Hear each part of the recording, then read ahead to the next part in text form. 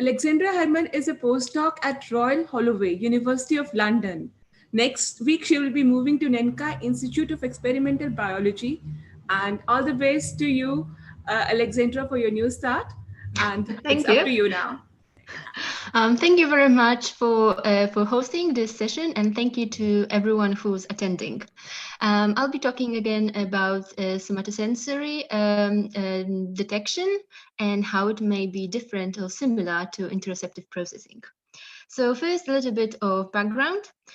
So bodily self-consciousness is the identification with one's body, self-location of body and body parts in space, and the first-person perspective. And all of these processes depend on the perception and awareness of bodily signals. Importantly, it also depends on the brain's ability to integrate information about the body originating from different sensory modalities, such as somatosensation, proprioception, and also interoception. However, little is known about how these apparently different divergent signals converge in the brain to form a bodily self-consciousness. And particularly in that topic, interoception has received a lot of attention recently. And interoception is the sense of the physiological condition of the body. And although it is related to all systems involved in maintenance of homeostasis, such as respiration, cardiovascular system, gastrointestinal system, the cardioception, so the perception of one's heart, received the most attention in that topic. And there are two commonly used ways of measuring interoception. The one is heartbeat counting task, in which participants are asked to silently count their own heartbeats as they feel them in predefined periods without manually checking the pulse.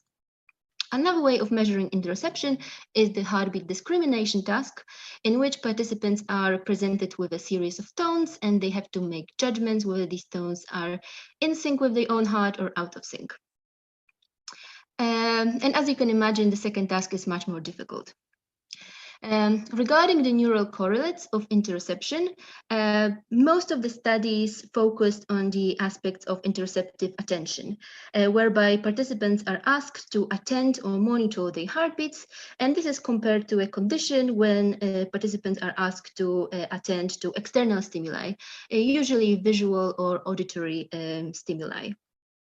And these studies have shown that interoceptive attention compared to exteroceptive attention engages a widespread network of frontal, parietal, and occipital regions, which also include the insular cortex.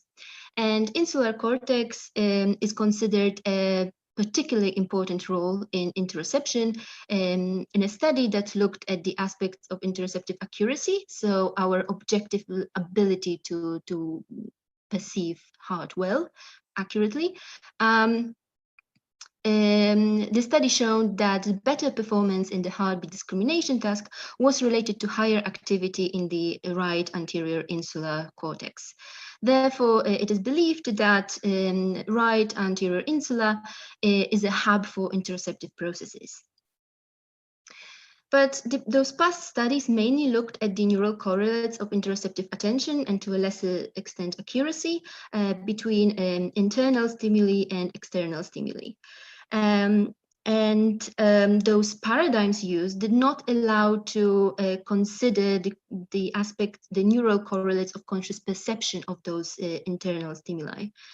And also it is important to note that typically interoception is compared to exteroceptive distal stimuli such as visual or audition.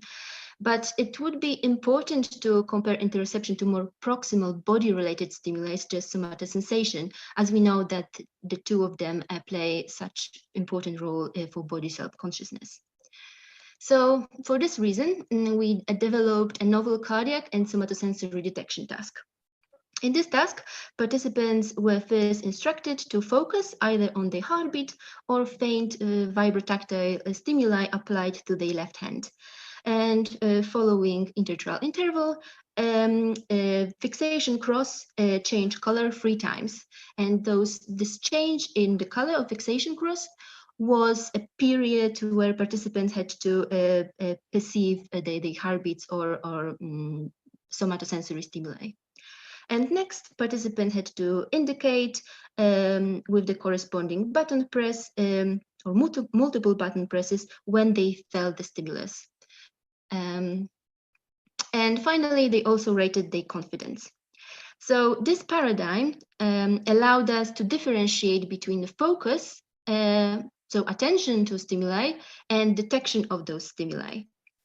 So for this reason, we performed two different analyses. First, focus on the looking at the attention to heartbeats or somatosensory stimuli, including this whole period of all three colored screens. And for the detection analysis, we separated each color for cross and labeled it according to signal detection theory as hit, miss, correct, rejection, or false alarms. So if, for example, someone reported that they felt a heartbeat during the red cross duration and there was indeed a heartbeat there, that was considered a hit, and so on and so forth.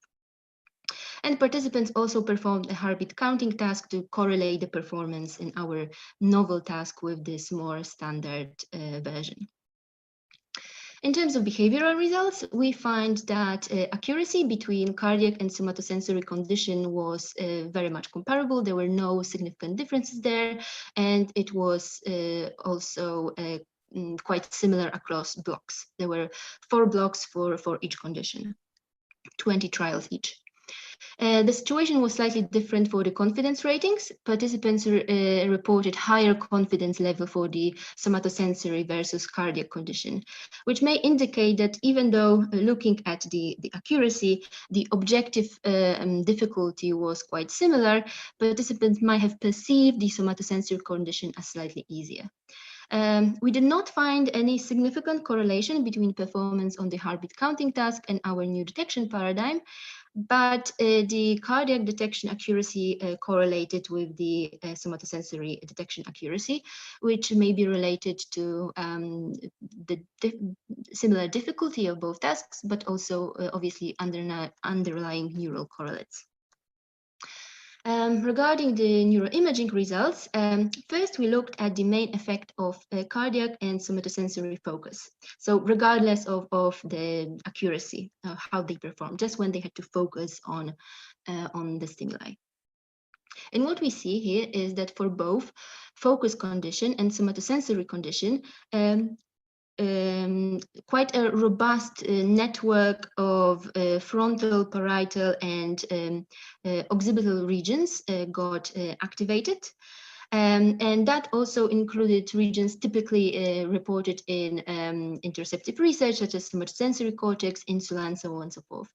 But importantly, our conjunction analysis shown that there is a huge overlap between those, between the focusing on someone's heart versus stimuli applied to one's hand.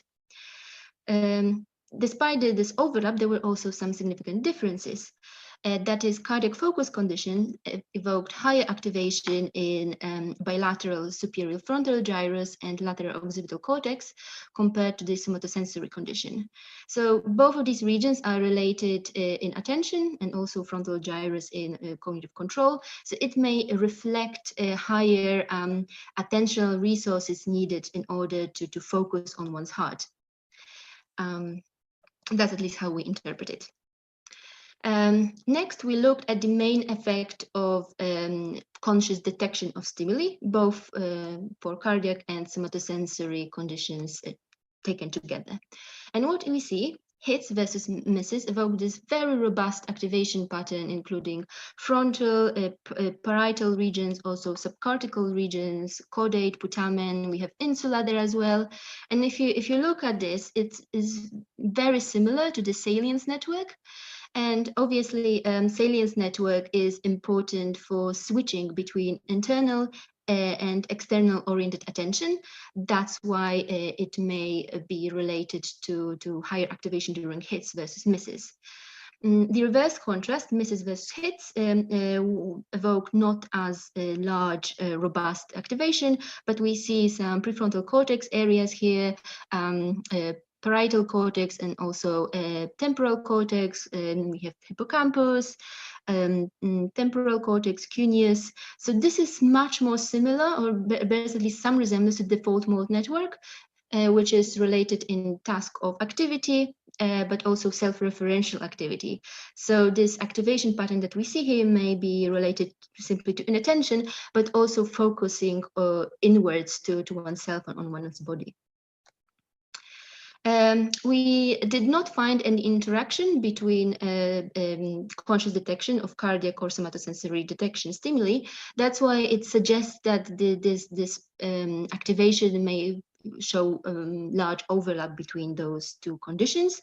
And indeed, for hits versus misses, we see that there is a large overlap for cardiac and somatosensory stimuli, including subcortical regions, but also temporal and parietal areas. For the hits versus misses, we see prefrontal and parietal activation, but there was no significant overlap, suggesting that there may be some differences there, but it not reach significance for the interaction effect. And finally, as insular cortex is considered this key hub for interoceptive processing, whoops, sorry. We also did a PPI analysis, and just because I'm running out of time, I'm just telling you, or just wanted to tell you that there were significant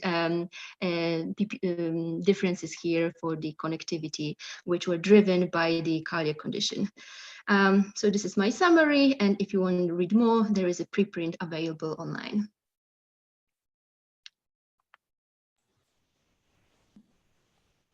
Sorry for going out of time. You're perfectly all right. Thank you, Aleksandra. It was really a very wonderful talk. We have a question from Emcee. Is detection accuracy for cardiac focus below chance, or is it the usual finding? For the heartbeat counting task, there is no performance below chance. It just was very, very, very low. For the discrimination task, when you have series of tone and then you have to judge whether it's in sync and out of sync, you do see many participants who perform below chance, which is quite weird. But we think it's because some people feel their heartbeat or have this maximum time when they feel their heartbeat, not necessarily on systole, but someone else somewhere later in the cardiac cycle, which is not involved in this pattern, which we usually use for this type of task. We can accommodate one more question because we are running out of time, and then we will have questions later on in the case we have time. The question is from Rebecca. What kind of somatosensory stimuli did you use? It was a faint vibrotactile stimuli, so it was basically a sound wave converted into a puff of air, which is very, very faint. Okay, thank you so much, Aleksandra. It was really a wonderful talk. There are a few more questions which are there, so we will try to do it up right now.